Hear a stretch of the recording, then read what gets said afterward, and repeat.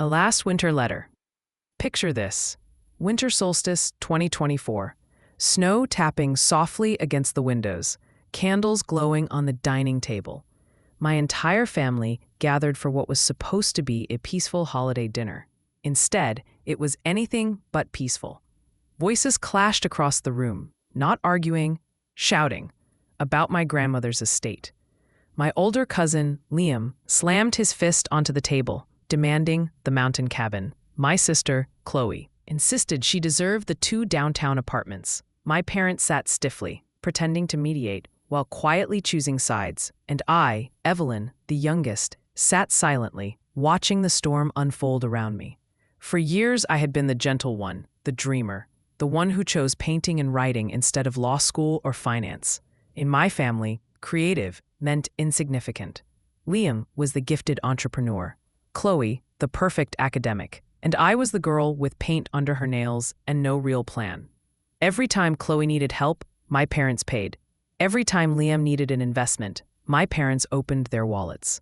But when I asked to go to an arts academy, my mother sighed, "Evie, we're not throwing money away like that." It hurt, not only because of the rejection, but because it confirmed what I always felt. I was invisible among my own blood. But someone saw me. Someone always did. Grandma Margaret. She noticed everything my family ignored.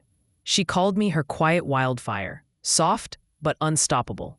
We spent every Sunday together, baking, talking, painting, simply being.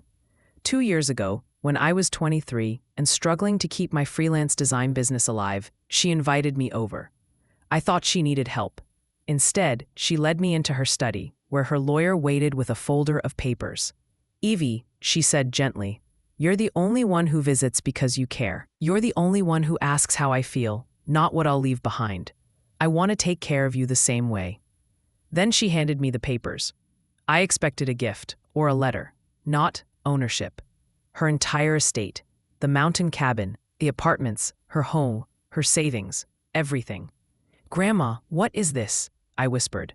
"It's a sale," she said, "for $1. So the others can't claw it apart when I'm gone. And they cannot know, not yet.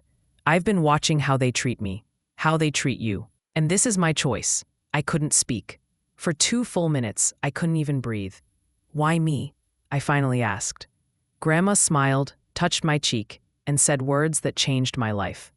"Because love should be returned, not assumed." For 2 years, I carried the biggest secret of my life. While my family dismissed me, mocked my career, called me the wandering artist, even asked me to stop dreaming so much, I held the truth quietly in my chest. I was the legal owner of everything they believed they would inherit. And still, I visited Grandma every week until she passed that December. Her loss broke me. Her funeral shattered what little warmth my family had left. For months, they argued about her estate, property that wasn't even theirs. They made plans without me, spoke as if I wasn't part of the lineage, casually said things like, "Evelyn doesn't need anything. She's used to living small. We'll split everything 3 ways. Evie won't mind." She barely visited anyway. I swallowed their words like ice. Then came Winter Solstice dinner. Snow, candles, the quiet hum before a storm. My father lifted his glass and said, "We've decided Liam gets the cabin, Chloe gets the apartments, and the rest will be sold." Chloe smiled. Liam smirked. No one even looked at me. I set down my fork and said softly, "Interesting. And what am I supposed to get?" Liam chuckled. "You? Nothing. This is between the real beneficiaries." That was it. I reached into my bag and placed a folder on the table. Property deeds, bank transfers, legal receipts, all signed 2 years ago. "I'm sorry you had to find out like this," I said, "but the truth is, I already own everything." The room fell silent, then erupted. My mother gasped. My father's voice cracked. Chloe began to cry. Liam accused me of manipulation.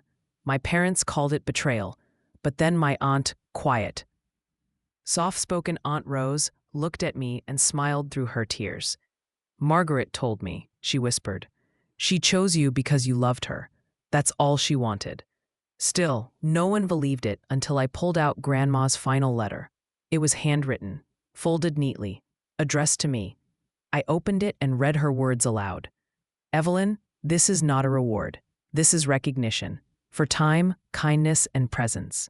You are the only one who showed up when it mattered. I want your life to have the freedom your heart deserves. Use what I leave you with grace, not bitterness. When I finished reading, the room was quiet again, not the peaceful kind. The kind that comes after a storm destroys everything in its path. My family hasn't been the same since. Liam refuses to speak to me. Chloe sends guilt-soaked messages. My parents say I betrayed the family name. But I remember Grandma's words. Use it with grace. So I did the one thing they never expected. I let Aunt Rose live in Grandma's house rent-free, the woman who always hugged me the tightest. And with the rental income, I created scholarships for young artists, for kids whose families don't believe in their dreams, kids who feel invisible, kids who need someone to say, I see you. Because no one should feel the way I did growing up. Here's what I learned.